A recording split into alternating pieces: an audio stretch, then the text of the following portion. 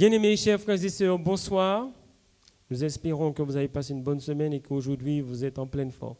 Oui, c'est notre souhait. Voilà, sans plus tarder, nous voulons commencer notre réunion ce soir. Nous voulons vous demander de là où vous êtes de vous tenir debout. Nous allons prier le Seigneur avant d'entonner ensemble ces quelques cantiques que nous avons préparés. Nous allons prier le Seigneur. Nous bénissons ton nom, Dieu très saint. Nous voulons, Seigneur, en ce soir te dire merci. Merci pour la vie, le mouvement et l'être. La grâce que tu nous donnes d'être dans ta maison pour te célébrer. Nous te disons merci, Père Saint, pour toutes tes bontés, tes merveilles, ce que tu donnes, ce que tu ne donnes pas. Seigneur, tu sais toutes choses et tu veux nous combler chaque jour de tes bienfaits. Et nous sommes heureux de pouvoir être parmi ceux que tu bénis chaque jour. Merci, Père éternel, pour ta fidélité et ta bonté, d'être déversé sur nous ta grâce, nous donner un cœur ouvert, l'intelligence ouverte de façon à ce que nous puissions entendre ce que tu as à nous dire ce soir. Bénis, déverse ta grâce abondamment sur ton peuple et que nous tous, nous puissions te dire merci pour ce que tu es. Sois béni dans le nom de Jésus, nous t'avons prié pour ta gloire. Amen. L'amour de Dieu de loin surpasse ce que nous pouvons dire. Et le Seigneur est amour, le Seigneur est grand, il est tout-puissant. Et chaque jour, il manifeste son amour envers nous.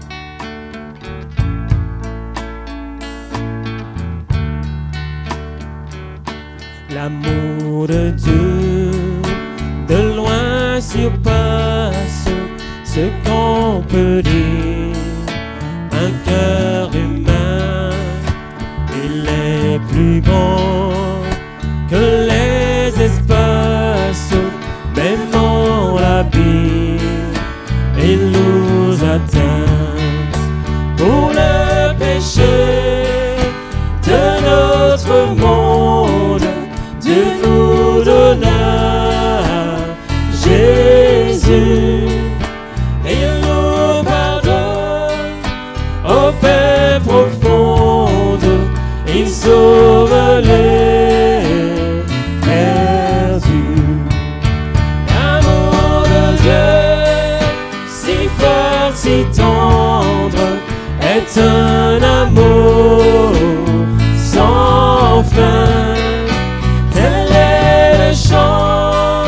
Que font entendre les anges et les saints. Verser de l'encre dans les ondes, changer le ciel en parchemin, tendez la pluie à tout le monde et que chacun soit écrivain. Pour dire tous l'amour du Père ferait tarir les eaux et remplirait la terre entière sur ses divins rouleaux.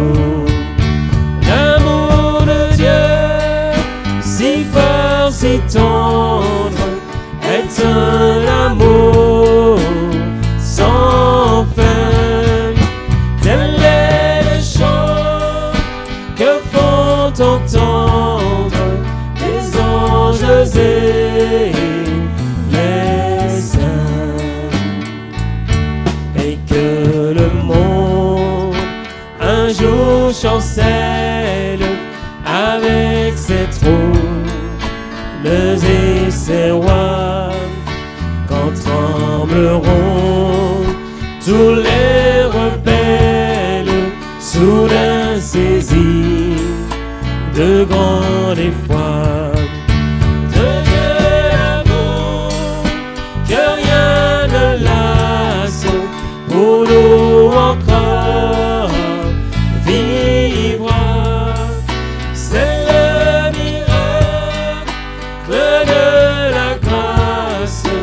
Amen, alléluia. L'amour de Dieu, si fort, si tendre, est un amour sans fin. Tel est le chant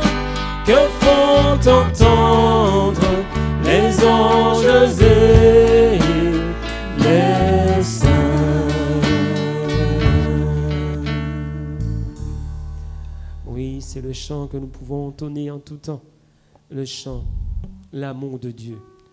Torrent d'amour et de grâce, amour du Sauveur en quoi? À ce grand fleuve qui passe, je m'abandonne et je crois. Je crois à ton sacrifice, ô Jésus, toi, le Fils de Dieu.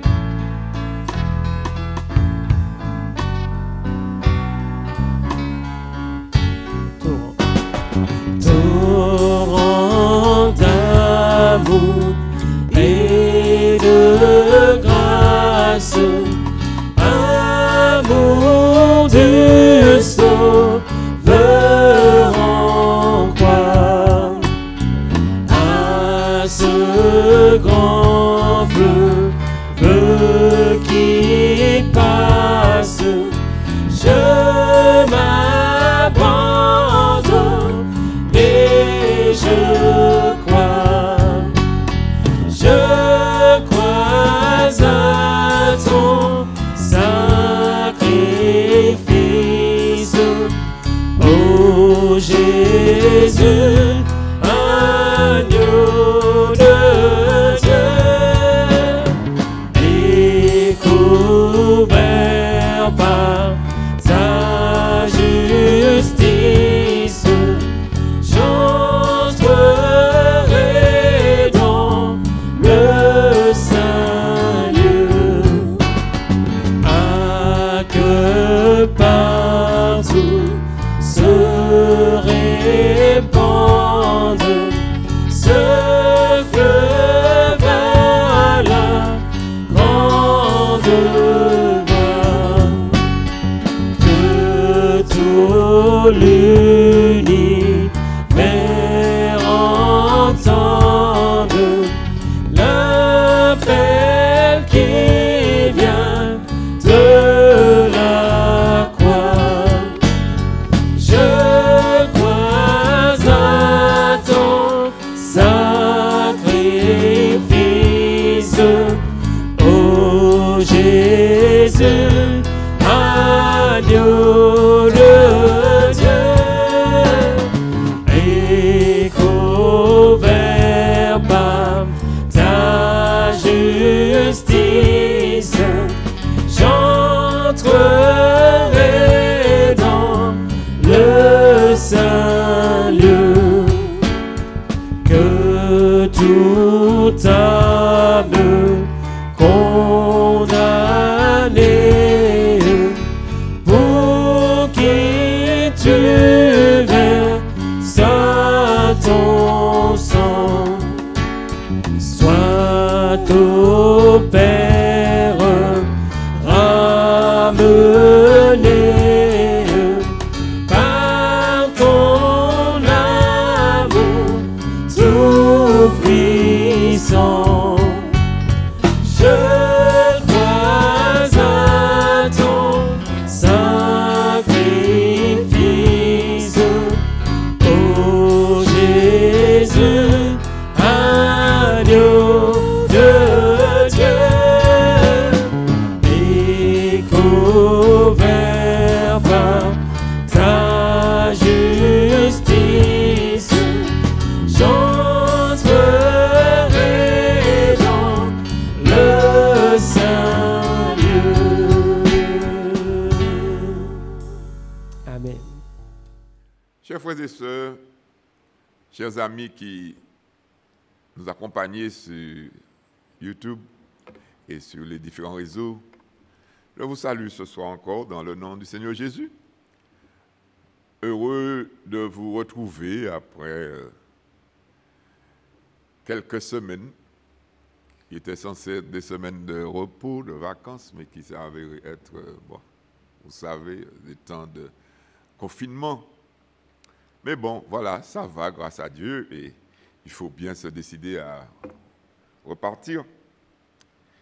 Et ce soir, je veux vous ramener là où je vous ai laissé au mois de juin, fin juin, c'est-à-dire dans l'histoire de nos amis Esdras et le peuple de Jérusalem. Mais avant d'ouvrir ce texte d'Esdras 5, nous allons baisser nos têtes pour prier. Éternel Dieu de grâce, nous te bénissons pour ta parole, cette parole qui est une lampe à nos pieds, une lumière sur notre sentier. Merci Seigneur de nous l'avoir laissée.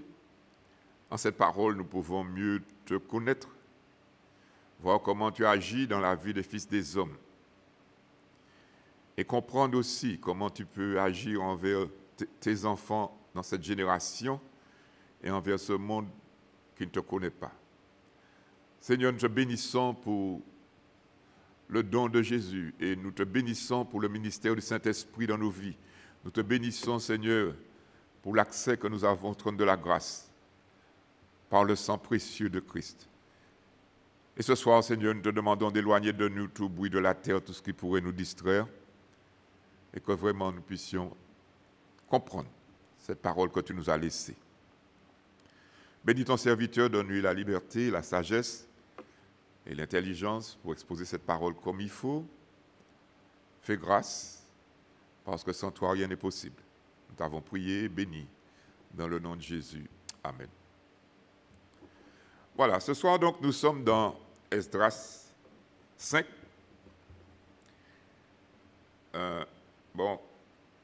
Un long texte si vous voulez, mais pas si long que ça.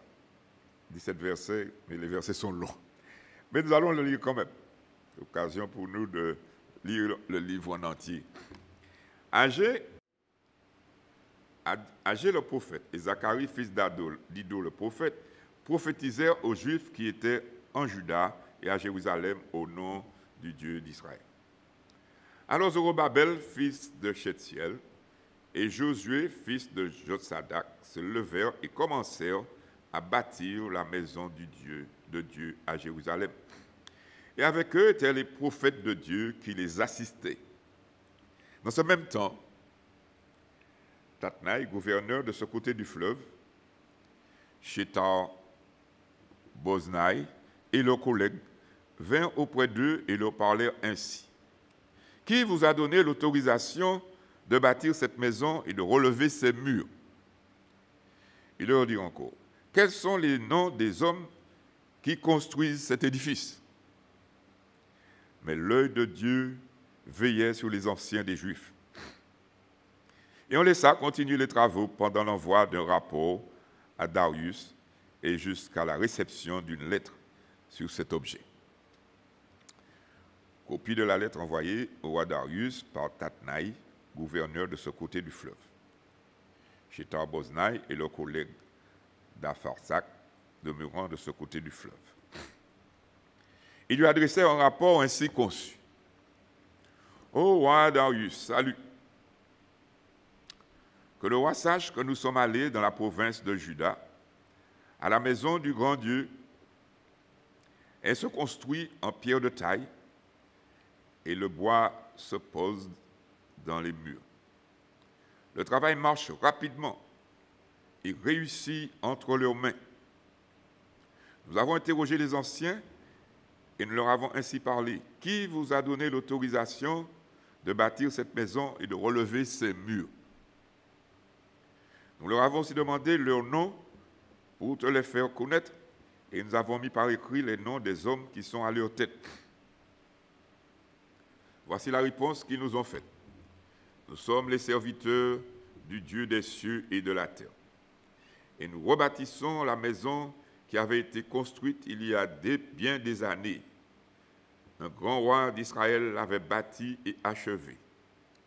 Mais après que nos pères eurent irrité le Dieu des cieux, il les livra entre les mains de Nebuchadnezzar, roi de Babylone, le Chaldéen, qui détruisit cette maison et amena le peuple captif à Babylone. Toutefois, la première année de Cyrus, roi de Babylone, le roi Cyrus donna l'ordre de rebâtir cette maison de Dieu. Et même le roi Cyrus ôta du temple de Babylone les ustensiles d'or et d'argent de la maison de Dieu que Nebuchadnezzar avait enlevés du temple de Jérusalem et transportés dans le temple de Babylone. Il les fit remettre au nommé Sheshbazzar, qu'il établit gouverneur. Et il lui dit, prends ces ustensiles, va les déposer dans le temple de Jérusalem et que la maison de Dieu soit rebâtie sur le lieu où elle était. Ce Shethbazzar est donc venu et il a posé les fondements de la maison de Dieu à Jérusalem. Depuis lors, jusqu'à présent, elle se construit et elle n'est pas achevée. Maintenant, si le roi le trouve bon, que l'on fasse des recherches dans la maison des trésors du roi de Babylone pour voir s'il y a eu, de la part du roi Cyrus, un ordre donné pour la construction de cette maison de Dieu à Jérusalem. Puis, que le roi nous transmette sa volonté sur cet objet. Voilà. Nous avons laissé, si vous vous souvenez, nos amis Zorobabel et Josué, tous les autres qui étaient remontés de la captivité avec, vous vous souvenez, environ 50 000 hommes. Ils étaient remontés et ils étaient arrivés avec un zèle, un enthousiasme. Ils avaient commencé à rebâtir le temple. Ils avaient commencé par célébrer, si vous vous souvenez, la fête des tabernacles. Ils ont commencé par rétablir le culte dans le plein air, pratiquement. Ils ont fêté la fête juive qui tombait à cette date sur les lieux, mais il n'y avait pas de temps. Et après, ils ont commencé à travailler, toujours dans un enthousiasme. Mais nous avons vu que c'était des réfugiés, et puis ils pensaient peut-être que la chose irait très vite. Mais finalement, au bout d'un moment, nous les voyons qui ont commencé à être fatigués, et puis ils ont été rattrapés par la réalité. Vous savez, on ne fait pas les choses comme ça. Parfois, on a un certain idéalisme. On voit les choses devant nous simples. Et puis quand on a commencé, on se rend compte que les choses ne sont pas aussi simples que ça a l'air. Et évidemment, il y a une forme de dépression et nous avons vu qu'ils se sont découragés. Ils se sont découragés. Après avoir rétabli l'autel dans le chapitre 3, posé les fondements, il y a eu ce phénomène. Nous avons vu que c'était lié un peu à la fatigue. Vous savez, quand on s'investit beaucoup pendant un moment, il y a un endroit où on a un coup de mou. Et puis, il y a eu l'événement déclencheur qui a été les gens de Jérusalem, ou les gens qui étaient là, les ennemis millénaires qui étaient contre les Juifs. Et ils ont mis la pression. Ils ont mis la pression, les gens du pays, ils se sont moqués. Pourquoi? Parce que ils ont voulu bâtir avec, vous vous souvenez, les Juifs qui sont remontés de la captivité. Ils ont proposé leur concours. Et Zorobabel et les autres lui ont dit non, non, non, nous n'allons pas bâtir ensemble. Nous n'allons pas nous mélanger. Dieu nous a envoyé faire un travail. Nous ferons le travail. Ce n'est pas qu'ils étaient sectaires, c'est que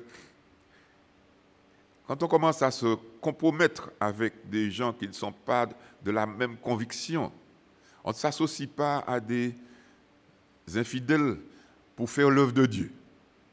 Ils ont dit non, nous ne marchons pas avec vous. Et ça n'a pas plu. Conclusion, dans le chapitre 4, vous avez ça au début. Ils sont venus auprès de Zorobabel et des chefs de famille. Ils ont dit, nous allons bâtir avec vous. Et on leur a dit non. Au verset 3 de ce chapitre 4, ce n'est pas à vous et à nous de bâtir la maison de notre Dieu. Nous la bâtirons nous seuls. Alors ils ont entrepris un travail de harcèlement pour décourager, pour intimider ce peuple. Ce n'étaient pas des hommes, ce n'étaient pas des combattants, ce n'étaient pas des guerriers, c'était des gens simples, des ex-exilés qui remontaient avec une bonne intention de s'installer dans le pays, de leur père. Mais là, la Bible nous dit ici, dans Esdras 4.4, les gens du pays découragèrent le peuple. Quand on est déjà fatigué, on reçoit de la pression, eh bien, le découragement n'est pas très loin. Et les gens ont baissé les bras. Finalement, ils ont lâché prise. Et nous avons vu que, certainement, dans ça, il y avait aussi le fait qu'il y avait une forme quand même d'incrédulité de leur part. Ils ont douté, parce que quand on est découragé, on est découragé. On voit les choses en noir, on est négatif, on oublie Dieu. On ne voit pas qu'ils ont prié, qu'ils se sont battus. Ils ont décroché. Et probablement, on en a parlé aussi, il y avait peut-être un petit peu de faiblesse dans la direction. Quand il y a de la direction, dans le leadership, on va dire, de ceux qui dirigeaient. Rien de personnel contre Zorobabel et Josué et les autres qui étaient là, mais ils avaient bien commencé, mais ils n'ont pas su rebooster ce peuple pour leur dire, mais non, on ne peut pas lâcher prise. Ils ont lâché prise. Ils sont retournés dans leur foyer, et puis ils sont restés, nous avons vu, 16 ans. 16 ans, sans rien faire sur ce temps. Ceux qui avaient commencé est tombé en ruine. Ils avaient posé les fondements, mais après, quand vous laissez une construction debout 16 ans, vous pensez bien qu'après 16 ans, avec le climat, ça n'aide pas. Ils sont retournés chez eux, ils se sont mis à reconstruire leur maison à eux, à faire leurs petites affaires. Et pendant ces 16 ans, Dieu ne leur a rien dit. Nous avons parlé de ça la dernière fois, ou il y a un certain temps. Et après cela, Dieu a pris l'initiative. Parce que Dieu ne les avait pas lâchés. Un endroit, ils avaient lâché l'Éternel. Et ils avaient baissé les bras. Vous savez, la vie, ce n'est pas toujours un long fleuve tranquille. Il y a des hauts, il y a des bas. On peut être au sommet de la vague par moment, et puis après, on est dans le creux de la vallée. Dieu intervient. Et Dieu intervient par la bouche de prophètes. 2 prophètes. On va parler de cela aussi. Agé et Zacharie. Ces hommes ont apparu sur la scène. Bon, ils étaient certainement là depuis le début. Ils ne sont pas sortis de nulle part. Mais la main de l'Éternel était sur eux et Dieu leur a donné un message pour le peuple. Ils se sont levés. D'abord Agé, et Agé a prêché. Nous avons parlé de son message, si vous vous souvenez, dans Agé 1. Agé n'a pas prêché longtemps. Il a prêché pendant 4 mois. Le petit livre d'Agé que vous avez dans la Bible, ça mérite d'être lu. Si vous ne l'avez pas encore lu, j'espère que vous avez profité des vacances pour le lire, ce petit livre d'Agé. Il y a fondamentalement 4 visions, ou 4 messages dans ce livre d'Agé. Il a parlé au peuple, il a parlé aux dirigeants, il a parlé. C'est une période de 4 mois. Mais Agé a percuté le peuple. Il a dit, est-ce que c'est le moment pour vous? Vous dites, l'heure n'est pas venue. Vous savez, quand on est pris dans ce mouvement de découragement, ce n'est jamais l'heure. on est toujours dans une procrastination. On renvoie. On n'a pas envie, on est dégoûté.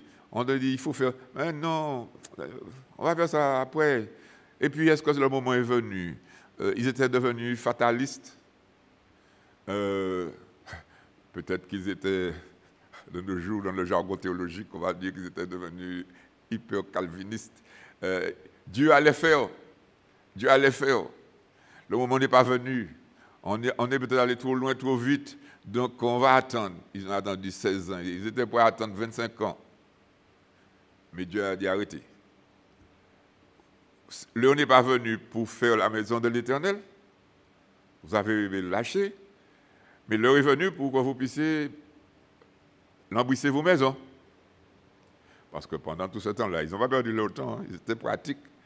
Ils ont tout de suite commencé à s'occuper de leurs affaires.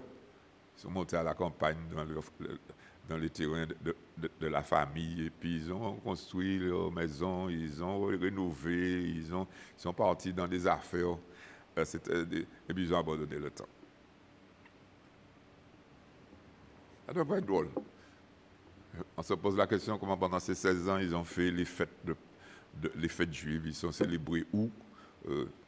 Bon, dans le plein air, mais ils se sont contentés de ça. Et Agé les a exaltés, comme pas possible. Et puis Zacharie, c'est un autre prophète que Dieu a suscité aussi. Nous n'avons pas médité dans le livre de Zacharie. Peut-être un jour, si le Seigneur prête vie, on y arrivera. Parce que le livre de Zacharie est un peu plus difficile. Parce que Zacharie les met sur un autre niveau, il parle à un autre niveau. Zacharie a parlé à ce peuple pendant 2 ans. Mais ça, un temps plus long, même si le livre de Zacharie n'est pas nécessairement plus long que ce livre d'Agé. Oui, peut-être quand même. Il y a un peu plus de chapitres. Mais Zacharie les a projetés ailleurs, dans l'image du temple concernant le Messie. Mais ces prophètes-là se sont unis pour parler à ce peuple. Et nous avons vu ce phénomène extraordinaire. Quand Dieu bénit sa parole qui est prêchée, le peuple a été réceptif. Ils ont reçu le message 5 sur 5. Et la Bible nous dit, dans le livre d'Esdras, ou plutôt d'Agé, ils se sont repentis. Ils se sont repentis. Ils ont pris conscience de leur négligence, de leur laisser aller, du déplacement de leurs priorités, du fait qu'ils avaient mis Dieu en second plan. Et puis, ils s'étaient attelés à gérer leurs propres affaires, ils avaient négligé l'Éternel. Et ils avaient travaillé durement, ils travaillaient durement pour eux-mêmes, mais ils ne prospéraient pas quand vous lisez Agé. Vous ramassez, vous n'avez pas. Vous avez rassemblé dans vos greniers, j'ai soufflé dessus. Plus vous travaillez, moins vous prospérez. Pourquoi? Parce que ma maison, dit l'Éternel, a été négligée. Ils ont compris. C'est une grâce, je l'ai dit déjà, quand un prédicateur a un peuple qui est réceptif, un peuple qui entend et surtout met en pratique. Je ne sais pas si Agé lui-même et Zacharie s'attendaient à une telle réaction. Mais Dieu fait des miracles. Quand Dieu a l'œuvre, il a l'œuvre. Et quand Dieu bouge, il bouge. Il est dit ici, dans le verset 2 de ce texte, Zorobabel, fils de Shealtiel, se levèrent. Et ils ont commencé, ça devrait être recommencé, à bâtir la maison de Dieu à Jérusalem. Et les prophètes étaient là. Les prophètes étaient là avec eux pour les booster, pour les accompagner. Vous savez, on ne fait rien sans Dieu. Et la présence des prophètes était pour eux une espèce de... C'était un encouragement, un dopage. Ils avaient entendu la parole de l'Éternel par la bouche de ces hommes, et ces hommes étaient là. Ils les assistaient, ça on voit ce qu'ils faisaient. Est-ce qu'ils travaillaient avec eux? On ne sait pas. Mais ils les assistaient, ils les épaulaient moralement. Vous savez, dans la vie, le mental et tout, c'est tout. C'est l'esprit qui mène le corps. Et quand le mental et l'esprit est en place, bien, tout va. Et là, Agé et Zacharie étaient là à côté pour les épauler. Mais ce n'était pas gagné d'avance. Toutes les fois qu'on se met en mouvement pour Dieu, l'ennemi se présente. Nous savons ça, nous qui sommes un peu plus anciens dans la parole, et qui connaissons les voies de Dieu, et qui savons aussi qu'il y a cet ennemi qui s'appelle Satan, qui est toujours debout et qui est l'adversaire, qui cherche toujours à s'opposer à ce que Dieu fait, à ce que Dieu dit, qui est là pour enlever la semence des têtes, qui est là, toujours là. Quand ces hommes se sont levés pour travailler, pour obéir, on voit apparaître une opposition. Tatnaï. En ce temps-là, le nouveau roi, parce que Cyrus n'était plus, il y avait Darius qui avait pris. Le temps était passé. Hein? Et il avait réorganisé le royaume. Et il avait établi un nouveau gouverneur, Tatnaï. Et ces hommes, ces gouverneurs des provinces faisaient du zèle. Et quand ils ont repris les travaux, ben, cet homme s'est présenté avec ses collègues, Shetat Boznaï, et leurs collègues, ils se sont présentés. Et ils ont demandé à ces hommes, qui vous a donné l'autorisation de bâtir cette maison? Relevez les murs. Qui? Les ruines sont là, laissez ça là. Et ils ont tout de suite demandé des noms. Parce que vous savez, dans des choses comme ça, ce sont toujours les dirigeants qu'on cherche. La tête. Avec cette pensée qu'il suffit de décapiter le groupe, et puis, bon, une fois qu'on a décapité, qu'on a pris les dirigeants, ben, ça ira. On veut les noms. Ces hommes qui construisent. Bon, ils ont donné, évidemment, les noms, mais ils ont dit, on a l'autorisation. On a l'autorisation.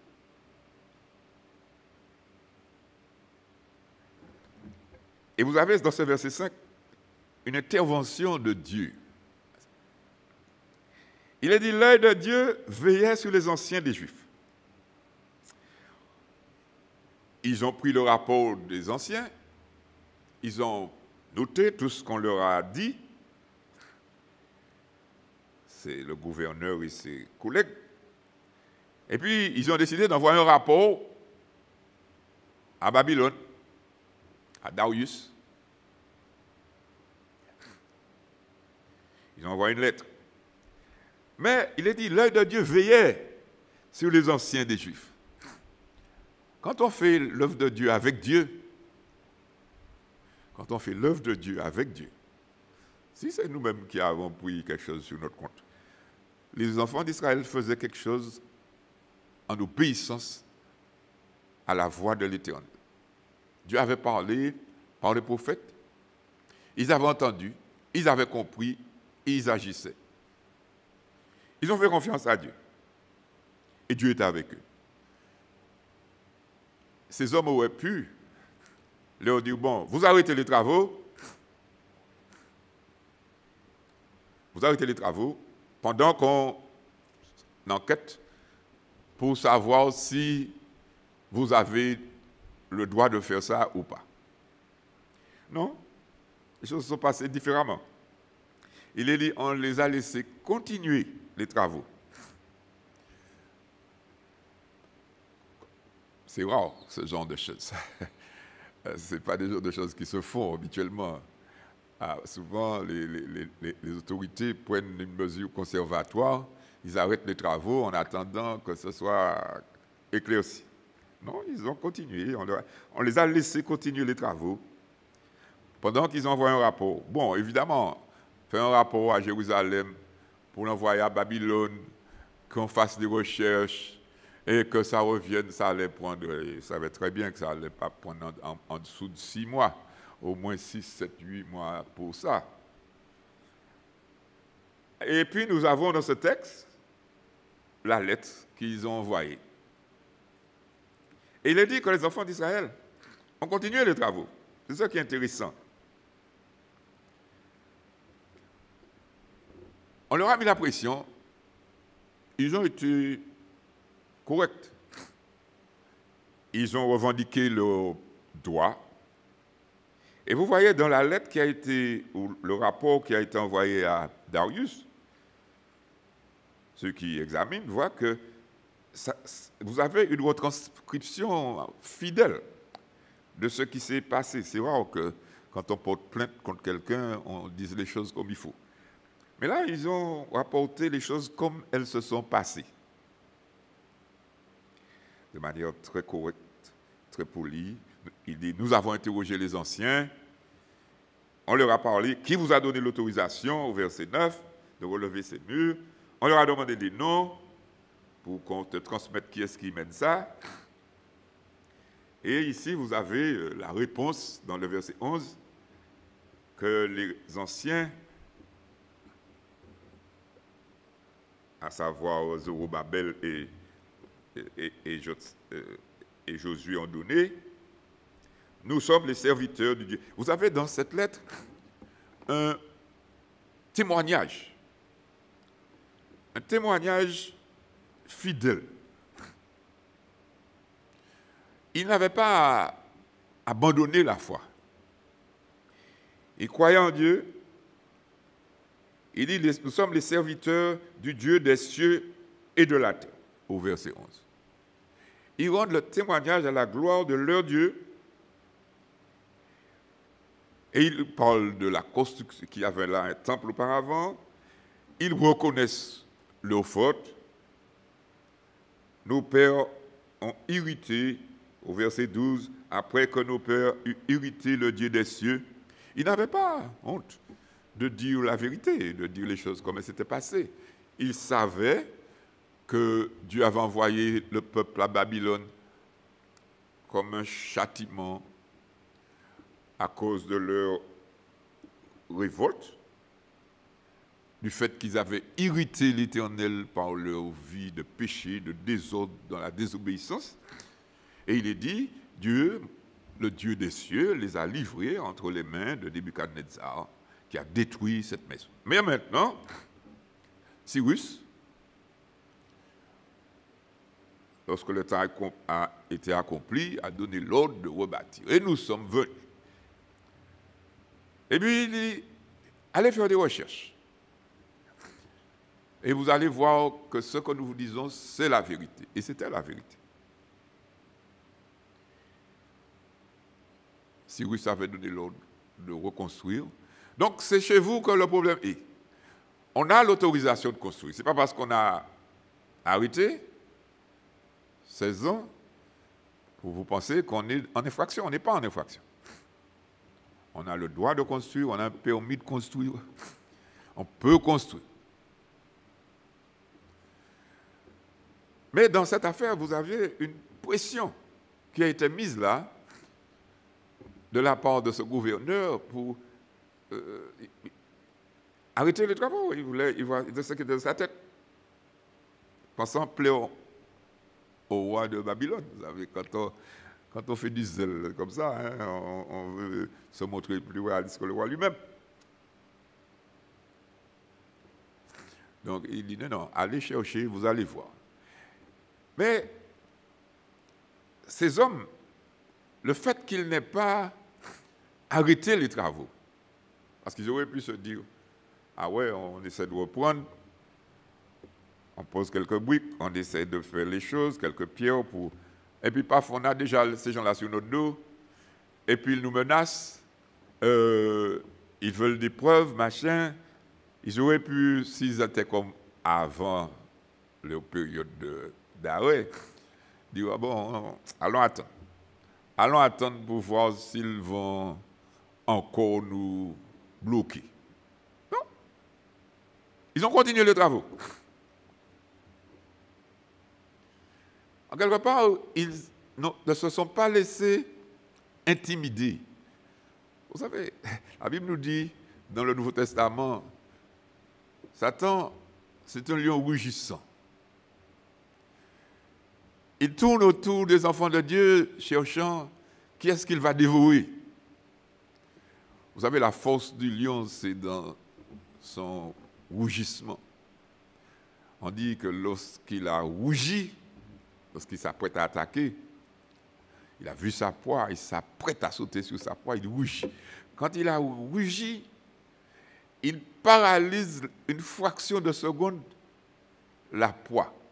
Le rougissement est tel que ça agit sur le psyché, le mental de la biche ou du cerf qu'il envisage, que le lion envisage d'attaquer, et il est paralysé. Même les gens qui font des arts martiaux savent qu'ils ont des cris qui ont pour but de justement déséquilibrer. Et Satan, c'est comme ça. Satan met beaucoup de pression. Et malheureusement, les enfants de Dieu se font piéger. Pas que Satan ait le pouvoir de les toucher, mais eux-mêmes se mettent en faiblesse. Parce qu'en entendant le cri du lion, ils perdent la foi. On est paralysé. Et quand on est paralysé, on est en faiblesse. Ils auraient pu se dire, ouais, voilà, on nous embête encore, allons arrêter. On va arrêter, jusqu'à présent, ils seraient là. Parce que c'était le but de la manœuvre, les faire arrêter. Mais ils n'avaient pas de raison pour arrêter. Dieu était avec eux. Et c'est là qu'on voit qu'ils avaient grandi quand même dans la foi. Ils avaient fait un chemin. Ils avaient vu leur incrédulité. Pourquoi ils avaient arrêté la première fois? Il n'y avait pas de raison véritable. Ils auraient dû rester debout et faire ce qu'ils avaient à faire. Et une fois qu'ils sont tombés dans cette dynamique de découragement, ils ne pouvaient pas s'en sortir tout seuls. Là, ils ont dit, on ne va pas tomber dans le même piège. On est tombé dans ce piège une fois, on ne va pas tomber dedans une deuxième fois. On ne nous a pas empêchés de travailler, on va travailler. Et pourquoi, bien aimé, parfois nous nous mettons des barrières là où il n'y a pas de barrière.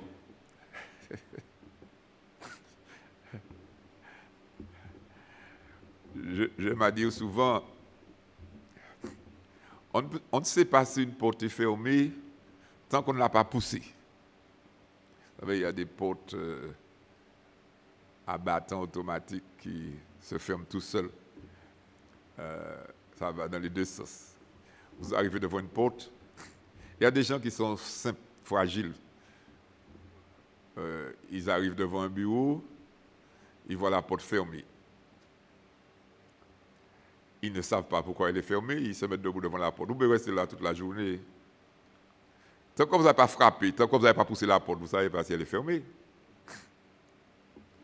Si c'est marqué, sonner, frapper, il n'y a rien. Vous n'avez pas touché à la porte, vous êtes debout devant la porte. Regardez si elle est ouverte ou si elle est fermée. Mais on se donne un blocage. Au départ, on se dit, ah, cette porte-là est fermée. Est-ce qu'elle est fermée? Et dans la vie, vous avez des circonstances, des situations.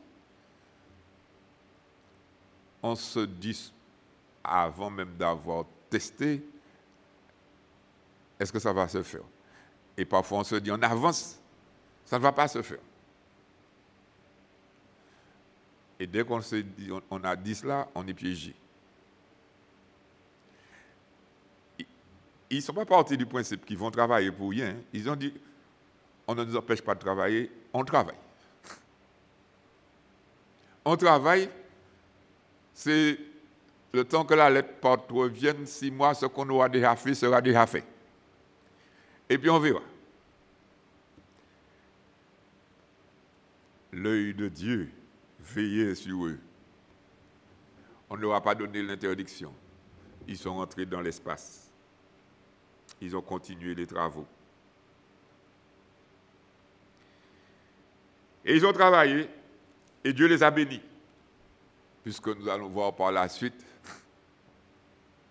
que ils vont recevoir une lettre favorable dans le chapitre 6. Ce sera notre étude la prochaine fois. Et comment ils vont finir la maison. On nous dit qu'ils ont fini cette maison en 4 ans. En travaillant durement. Mais ce qu'ils ont montré au départ là, c'était déjà une foi. Ils ont commencé avec Dieu. Dieu les a mis à l'œuvre. Si Dieu veut qu'ils arrêtent, Dieu va les faire arrêter. Mais pour l'instant, Dieu ne leur a pas donné d'arrêt, ils n'arrêtent pas. Nous voyons la force de leur témoignage devant ce roi païen. Ils n'ont pas donné un témoignage vacillant pour plaire, pour flatter, pour essayer d'amadouer le gouverneur. Non, ils sont restés debout, droit dans leurs bottes. Et puis ils ont dit, nous sommes là, voici ce que nous faisons. Nous ne sommes pas en infraction. Nous allons dans ce que Dieu nous a donné à faire. Maintenant, vous faites ce que vous voulez, mais nous, voici ce que nous faisons. Et Dieu les a bénis. Tout ça pour dire, bien-aimés, ces bien-aimés nous servent de modèle. Dans nos combats, déjà, je rappelle, méfions-nous du découragement. Et si nous sommes découragés, nous devons nous repentir de notre découragement. Parce que le découragement, c'est toujours une marque d'incrédulité. On a oublié Dieu en quelque part. On a évacué Dieu. On a perdu la foi. Enfin, perdu la foi. Dimanche, je disais qu'on ne peut pas perdre la foi. On n'a pas perdu la foi qui sauve. Mais on vacille dans sa foi. Plus précisément, on est faible. Comme les apôtres, si souvent, gens de peu de foi. Il y avait la foi, mais la foi était... Et puis, à grande foi. Non. Faisons confiance à Dieu quand Dieu nous parle. Lançons-nous dans l'obéissance à Dieu. Faisons ce que Dieu nous dit, sachant que Dieu est fidèle. Quand Dieu nous met dans quelque chose, il nous préserve. Il veillait sur les anciens. L'Éternel, c'est un Dieu de providence. Rien ne se fait sans sa volonté.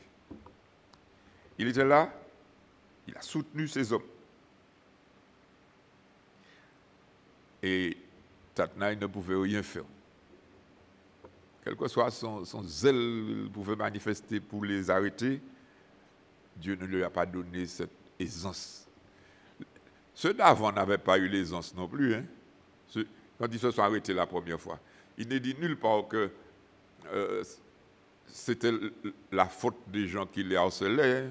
C'était leur faute parce qu'ils les harcelaient. Mais ils n'avaient pas les moyens de les arrêter. Ils se sont arrêtés tout seuls. Nulle part on les a obligés à s'arrêter. Ils auraient pu faire comme nous verrons par la suite, comme Néhémie. Néhémie, les gens sont venus lui mettre la même pression. Ils ont pris leurs armes et leurs tuiles, et puis ils avaient dans une main l'épée et dans une autre main la tuile, et puis ils avaient sous leur côté leur dague, et puis ils mettaient des veilleurs, et puis ils travaillaient. Sous la pression. Mais c'était un autre genre de personne. Enfin, ce n'était pas tout à fait le même genre de personne, la même génération, mais c'était un autre genre de personne. Ils étaient déjà plus faux, plus aguerris. Dieu fasse bien aimé que nous soyons des hommes et des femmes qui comprennent que le royaume des cieux est forcé. Ce sont les violents qui s'en emparent. Il n'y a pas de place pour... Vous savez, j'aime cette expression, les gens cagous, faibles, vous n'arriverez pas. Jamais. Nos adversaires sont puissants, passionnés, rougissants, terribles. Il nous faut demander à Dieu grâce, toujours, tous les jours, pour mener le combat. Et par sa grâce, jamais baisser les bras.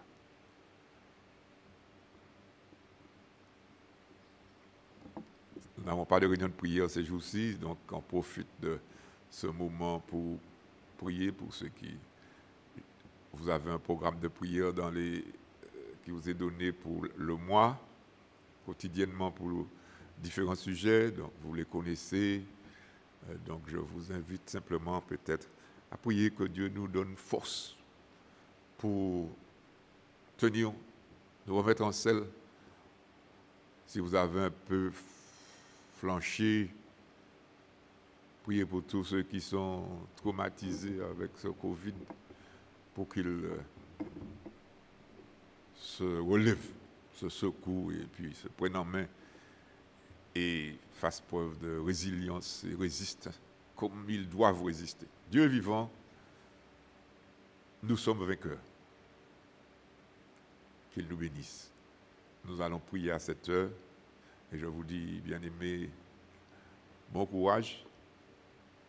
Dans la quinzaine, nous reviendrons sur le chapitre 6 pour voir comment ils ont finalement achevé ce travail avec la bénédiction de l'Éternel.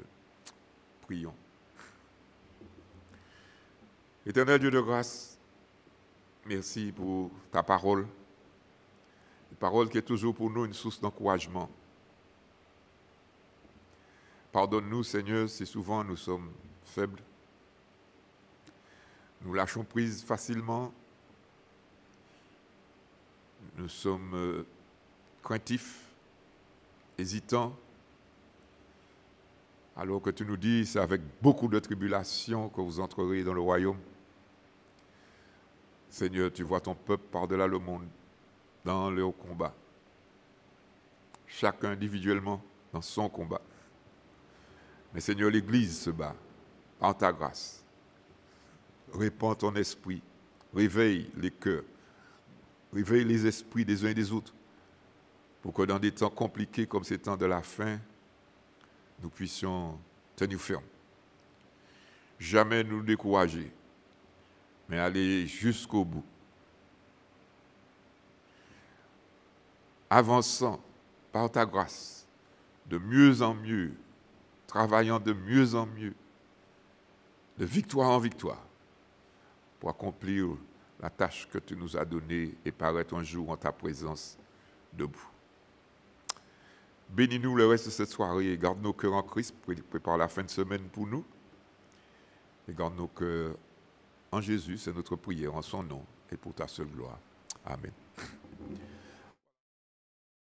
Que le Seigneur vous bénisse et qu'il vous accompagne.